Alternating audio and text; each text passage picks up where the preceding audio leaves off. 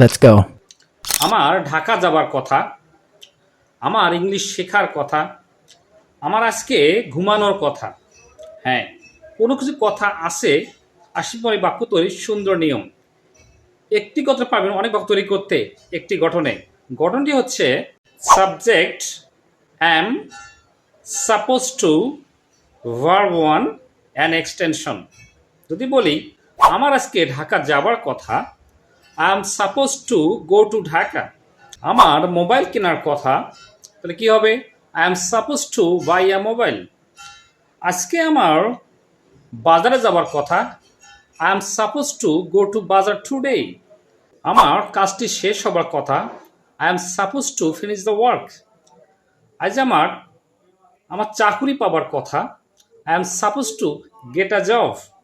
আজ আমার টাকা পাবার কথা। আপনি এই লিস্টটি কমেন্টে জানাবেন। Thank you. ভিডিও ভালো লাগলে অবশ্যই লাইক কমেন্ট করে পাশে থাকবেন। Follow for more video and please subscribe the channel. Please don't forget to share the video. Thank you.